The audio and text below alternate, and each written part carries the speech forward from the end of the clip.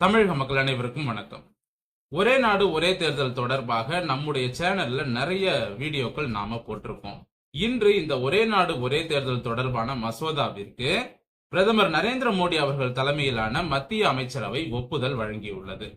இந்த ஒரே நாடு ஒரே தேர்தலை எந்த வருடம் நடைமுறைக்கு கொண்டு வர இருக்காங்க, அப்படி இதை நடைமுறைக்கு கொண்டு வந்தா அதுல நல்லது என்ன இல்ல கெட்டது என்ன, இதை பற்றி நாம கொஞ்சம் டிஸ்கஸ் பண்ண போறோம். அதே போல இந்த ஒரே நாடு ஒரே தேர்தலை எதிர்கட்சிகள் எதுக்குறாங்க இல்லையா, அதன் பின்னணி காரணம் என்ன என்பதை பற்றி நாம பேச போறோம். முதல்ல இந்தியா சுதந்திரம் அடைந்த காலகட்டத்துல தேர்தல் என்பது இந்தியா முழுவதும் அனைத்து மாநிலங்களுக்கும் சட்டமன்ற தேர்தலும் நாடாளுமன்ற தேர்தலும் சேர்ந்து ஒரே நேரத்துல தான் நடந்தது.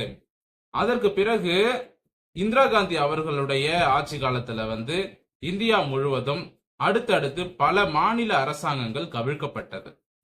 அந்த கவிழ்க்கப்பட்ட நேரம் இங்க தமிழ்நாட்டிலையும் திமுகவுக்கும் பல்வேறு பிரச்சனைகள்லாம் ஏற்பட்டது. சரிங்களா, இங்க மிசா அப்படிங்கறதெல்லாம் தெரியும் இல்லையா உங்களுக்கு, அந்த டைம் தான். இப்போ இந்திரா காந்தி அரசாங்கத்தால் நிறைய மாநில அரசாங்கங்கள் கவிழ்க்கப்பட்டதுனால அந்த ஒரே நாடு ஒரே தேர்தல் என்ற அந்த சிஸ்டம் அப்படியே கலைஞ்சு போச்சு. அதற்கு பிறகு ஒரு வருடத்திற்கு 4 அல்லது 5 மாநிலங்களில் தேர்தல். ஒரு வருஷத்துக்கு ஒரு 5 மாநிலத்துல தேர்தல், அடுத்த வருஷம் ஒரு 5 அல்லது 6 மாநிலத்துல தேர்தல் நடக்கும். இல்ல சில வருடங்கள்ல தொடர்ச்சியா ஒரு 7-8 மாநிலங்களுக்கு தேர்தல் நடக்கும். இந்த மாதிரி ஒரு வருடமும் அடுத்தடுத்து பல மாநிலங்கள்ல சட்டமன்ற தேர்தல் ஒரு பக்கம் நடந்துகிட்டு இருக்கும். அதே போல ஒவ்வொரு மாதமும் இந்தியாவுல எங்கோ ஒரு மூலையில உள்ளாட்சி தேர்தலோ அல்லது இடைத்தேர்தலோ, சட்டமன்ற இடைத்தேர்தலோ அல்லது எம்பிக்கான இடைத்தேர்தலோ அல்லது வேற ஏதாவது ஒரு மாநிலத்துல தேர்தலோ, இந்த மாதிரி தேர்தல்கள் நடந்துகிட்டே இருக்கும். இந்தியாவுல ஒரு மாதத்திற்கும் எங்கோ ஒரு மூலையில தேர்தல் நடந்துகிட்டு இருக்கு. அப்போ தேர்தல் நடக்கும் பொழுது என்ன ஆகும் அப்படின்னா, தேர்தல் நடத்தை விதிமுறைகள் அப்படிங்கிறது அங்க அமல்படுத்தப்படும்.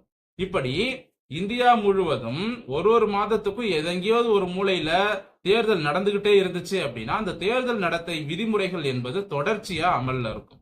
அப்ப அந்த நேரத்துல ஒரு திட்டத்தை சரியான முறையில நம்மளால செயல்படுத்த முடியாது.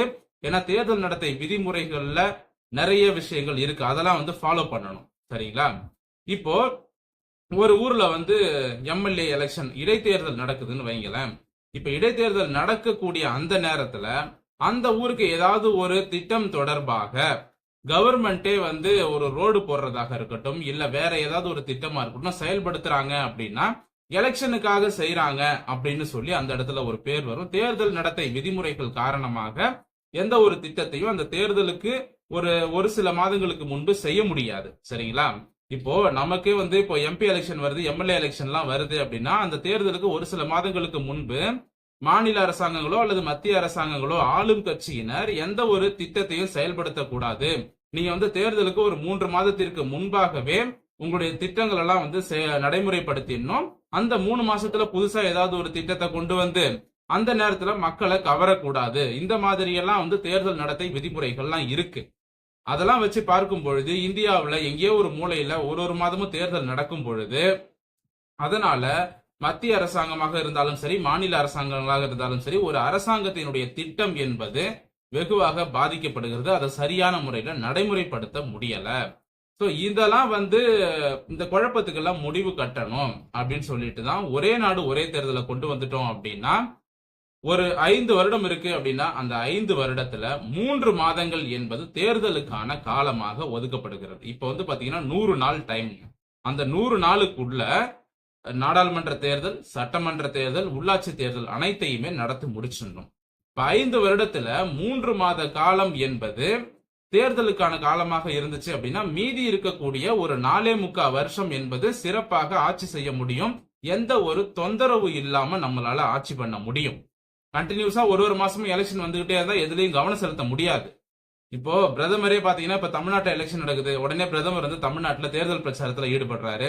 இப்போ ரீசெண்டா மகாராஷ்டிரால எலெக்ஷன் நடந்தது, இப்ப மகாராஷ்டிரால போய் தேர்தல் பிரச்சாரத்துல ஈடுபடுறாரு. அடுத்து ஹரியானா, இப்படி ஒரு மாநிலத்திலும் ஒரு வருஷமும் எலெக்ஷன் வரும்பொழுது பிரதமர்ல இருந்து அப்புறம் அரசாங்கத்தில் இருக்கக்கூடிய முக்கிய பதவிகள்ல இருக்கக்கூடிய ஆளுங்கட்சியை சேர்ந்த அமைச்சர்கள்ல இருந்து பல பேர் தேர்தல் பிரச்சாரத்துல ஈடுபட வேண்டிய வேலை இருக்கிறது.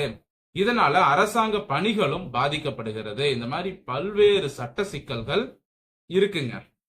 இதெல்லாம் கருத்தில் கொண்டுதான் இப்ப இந்த ஒரே நாடு ஒரே தேர்தலை கொண்டு வர போறாங்க. சரி, இப்ப இந்த ஒரே நாடு ஒரே தேர்தலை ஏன் கொண்டு வர போறாங்கன்னு தெரிஞ்சிருச்சு. இதுல நல்ல விஷயம் என்ன அப்படிங்கறத முதல்ல நாம சொல்லிடணும். இப்ப இந்த நல்ல விஷயங்கிறது பாத்தீங்கன்னா இந்த மாதிரி சட்ட சிக்கல் இருக்காது அப்படிங்கறதையும் தாண்டி அரசாங்கத்திற்கு அதிகமான செலவுகள் ஏற்படாது. இதுதான் நம்பர் 1 பாயிண்டா நான் சொல்லியிருக்கணும். ஏன்னா அரசாங்கத்துக்கு பாத்தீங்கன்னா இப்ப எலெக்ஷன் அப்படின்னா பல ஆயிரம் கோடி ரூபாய் அப்படிங்கறத செலவு பண்ணணும். இப்ப ஒவ்வொரு வருஷமும் நிறைய ஃபண்ட் இவங்க ஒதுக்கிட்டே இருப்பாங்க. பாதுகாப்பு ஏற்பாடுகள் இருக்கு. துணை ராணுவத்தை கொண்டு தேர்தல் நடக்கக்கூடிய இடங்கள்ல பாதுகாப்பு பணியில ஈடுபடுத்த வைக்கணும். இந்த மாதிரி பல்வேறு செலவுகள் அதிகமாக இருக்கிறது. யாருக்கு அப்படின்னா அரசாங்கத்திற்கு, மத்திய அரசாங்கத்திற்கு. இப்ப ஒரே நேரத்துல கண்டினியூஸா ஒரு 100 நாளுக்குள்ள அனைத்து தேர்தல்களையும் நாம முடிச்சிட்டோம் அப்படின்னா அந்த 100 நாளுக்குள்ள நம்ம ஃபண்ட் ஒதுக்கி அதுக்கான எல்லா வேலையும் முடிச்சிட்டோம் அப்படின்னா அதற்கு பிறகு அதிகமாக நாம ஃபண்ட் ஒதுக்க வேண்டிய அவசியம் என்பது இருக்காது. சும்மா சும்மா ஒரு மாசமும் ஒரு வருஷமும் நிறைய நிதியை ஒதுக்கிக்கிட்டு அரசு ஊழியர்களை கொண்டு தேர்தல் வேலைகளை கவனிக்க வச்சு அவங்களோட வேலையும் கெடுத்து இதெல்லாம் எதுக்கு?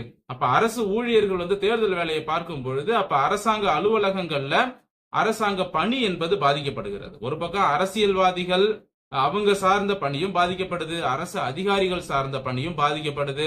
அரசு அதிகாரிகள் தேர்தல் வேலையில ஈடுபட்டாங்கன்னா மக்களோட பணியும் பாதிக்கப்படுது. இந்த மாதிரி நிறைய விஷயங்கள் இருக்கிறது. சோ பல ஆயிரம் கோடி ரூபாய் என்பது இந்த ஒரே நாடு ஒரே தேர்தல் மூலமாக அரசாங்கத்துக்கு மிச்சமாகும். மக்களும் மீதி இருக்கக்கூடிய ஒரு 4.25 வருஷத்துக்கு நிம்மதியா இருக்கலாம். சரிங்களா? 5 வருஷத்துக்கு ஒரு தடவை தான் எலெக்ஷன். அதுக்கப்புறம் எலெக்ஷன்லாம் கிடையாது. எல்லாமே அந்த 5 வருஷத்துல அந்த 100 நாளுக்குள்ள முடிச்சுக்கணும். அதுக்கு பிறகு மக்கள் நிம்மதியா அவங்க வேலையை அவங்க பார்க்கலாம். அரசியல்வாதிகளும் அவங்க திட்டங்கள்ல சரியான முறையில் நடைமுறைப்படுத்தலாம். சரி, இப்போ எதிர்கட்சிகள் ஏன் எதுக்குறாங்க? இந்த காங்கிரஸ் ஆகட்டும், திமுக ஆகட்டும், இவங்கெல்லாம் ஏன் எதுக்குறாங்க அப்படின்னு பாத்தீங்கன்னா, இந்த ஒரே நாடு ஒரே தேர்தல் இப்ப வரப்போகுது அப்படின்னா பல மாநிலங்கள்ல ஆட்சியை கலைக்க வேண்டி வரும். இதற்காகத்தான் இவங்க ரொம்ப கத்துறாங்க. கத்துறது மட்டும் இல்லைங்க, இந்த ஒரே நாடு ஒரே தேர்தல் வந்துருச்சு அப்படின்னா இதன் மூலமாக மத்திய அரசாங்கத்தின் மீது மக்களோட கவனம் என்பது போகும். இவ்வளவு நாட்களாக இந்த மாநில அரசாங்கங்கள் மத்திய அரசாங்கம் கொண்டு வரக்கூடிய திட்டங்களை நாங்க தான் கொண்டு வரோம்னு சொல்லி இங்க ஸ்டிக்கர் ஒட்டி இங்க மக்களை ஏமாத்திக்கிட்டு இருக்காங்க. ஒரு மாநிலத்திலும் இந்த எதிர்கட்சிகள். இப்போ எடுத்துக்காட்டுக்கு தமிழ்நாட்டுல திமுக இருக்கு அப்படின்னா மத்திய பாஜக அரசு கொண்டு வரக்கூடிய திட்டங்களுக்கு இவங்க ஸ்டிக்கர் ஒட்டிக்கிறாங்க, நாங்க தான் கொண்டு வந்தோம் அப்படின்னு. சரிங்களா? அந்த மாதிரியான ஸ்டிக்கர் எல்லாம் இனிமே ஒட்ட முடியாது. ஒரே நாடு ஒரே தேர்தல் வந்துருச்சு அப்படின்னா மக்களுக்கு தெளிவா புரிஞ்சிடும் மத்திய அரசாங்கம்னா என்ன, மாநில அரசாங்கம்னா என்ன, அந்த தேசிய கட்சிகளினுடைய அந்த முக்கியத்துவம் இதெல்லாம் மக்களுக்கு புரிய ஆரம்பிச்சிருச்சு அப்படின்னா இங்க மாநிலத்திற்குள்ள குண்டு சட்டிக்குள்ள குதிரை ஓட்டிக்கிட்டு இங்க இருக்கக்கூடிய மக்களை ஏமாத்திக்கிட்டு இருக்காங்க இல்லையா திமுக போன்ற கட்சிகள், இவங்களுக்கு அது மிகப்பெரிய ஒரு பிரச்சனையில போய் முடியும். இவங்களுடைய இந்த ஊழல்கள் ஆகட்டும், இல்ல இவர்கள் செய்யக்கூடிய பித்தலாட்டங்கள் ஆகட்டும், இதெல்லாம் வெளியில வந்துரும். மக்களுக்கு உண்மை தெரிஞ்சிடும். சோ மக்களுக்கு இந்த மாநில கட்சிகள் செய்யக்கூடிய பித்தலாட்டங்கள் வெளியில தெரிஞ்சிரும் அப்படின்னு சொல்லிட்டு இவங்க நிறைய விஷயங்களுக்கு பயப்படுறாங்க. அதுல இந்த ஒரே நாடு ஒரே தேர்தல் அப்படிங்கிறது தான் மிக முக்கியமான ஒண்ணு. இதை பார்த்துதான் அதிகமா இவங்க பயப்படுறாங்க. 2026 வரைக்கும் திமுக ஆட்சி இருக்கும், அதுல மாற்று கருத்து இல்ல.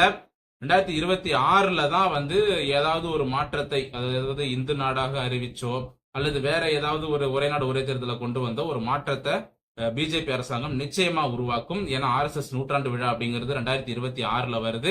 அதே போல இப்ப அரசாங்கம் சார்பா என்ன சொல்லியிருக்காங்க அப்படின்னா 2027 அல்லது 2028 அந்த காலாண்டுல இந்த ஒரே நாடு ஒரே தேர்தலை நடைமுறைக்கு கொண்டு வரலாம் அப்படின்னு யோசிச்சுட்டு இருக்காங்க. அடுத்த நாடாளுமன்ற தேர்தல் என்பது 2029ல தான் நடக்க இருக்கு. ஆனா 2026ஆம் ஆண்டிலிருந்தே இந்த ஒரே நாடு ஒரே தேர்தலை கொண்டு வரணும் அப்படின்னு மத்திய அரசாங்கம் கொஞ்சம் தீவிரமா இறங்கி இருக்காங்க. வருகின்ற குளிர்கால கூட்டத்தொடர்ல இந்த ஒரே நாடு ஒரே தேர்தலை நடைமுறைப்படுத்த இருக்காங்க. இந்த சட்டம் பாஸ் பண்ணி எல்லா வேலைகளும் கம்ப்ளீட்டா முடியும். சோ வருகின்ற குளிர்கால கூட்டத்தொடருக்கு பிறகு முழுவதுமாக ஒரே நாடு ஒரே தேர்தல் என்பது நடைமுறைக்கு வந்துவிடும். அதை எப்ப கொண்டு வராங்க, தேர்தல் எப்ப நடத்துவாங்க அப்படிங்கிறது 2026ல தெரிஞ்சிடும். 2026ஆம் ஆண்டு தமிழ்நாட்டில் நிச்சயமா சட்டமன்ற தேர்தல் நடக்கும், அதுல மாற்றுக்கிறது இல்ல. அது வரைக்கும் திமுக அரசாங்கத்துக்கு எந்த ஒரு ஆபத்தும் ஏற்படுவதற்கான வாய்ப்புகள் இல்லைன்னு நான் நினைக்கிறேன். 2026ல இந்த தமிழ்நாடு சட்டமன்ற தேர்தல் முடிந்த பிறகு எந்த கட்சி தமிழ்நாட்டில் ஆட்சிக்கு வரும் அப்படிங்கறத இப்போதைக்கு சொல்ல முடியாது. ஒருவேளை திமுகவே ஆட்சிக்கு வந்தாலும் உடனடியாக அதற்கு பிறகு திமுக ஆட்சி என்பது கலைக்கப்படுவதற்கான வாய்ப்பு இருக்கு. கலைக்கப்பட்டு ஒரே நாடு ஒரே தேர்தல் என்பது நடைமுறைப்படுத்துவதற்கான வாய்ப்புகள் இருக்கிறது. ஆக மொத்தம் 2026ஆம் ஆண்டு வரைக்கும் தான் திமுகவினுடைய ஆட்டம் என்பது இங்கே இருக்கும். அதற்கு பிறகு ஏதாவது ஒரு ரூபத்துல பிஜேபி தமிழ்நாட்டுல ஒரு மாற்றத்தை கொண்டு வந்துருவாங்க. 2026க்கு பிறகு இந்தியா முழுவதும் அரசியல் மாற்றம் என்பது நிச்சயமாக நடக்கும் என்று சொல்லிக்கொண்டு இந்த பதிவை நான் முடித்துக் கொள்கிறேன். இந்த பதிவு பற்றிய உங்களுடைய கருத்துக்களை கமெண்ட் செக்ஷன்ல தாராளமா பதிவு செய்யலாம். இந்த பதிவு இத்துடன் முடிவடைகிறது. மீண்டும் அடுத்த நல்ல பதிவோடு உங்களை சந்திக்கிறேன். நன்றி, வணக்கம்.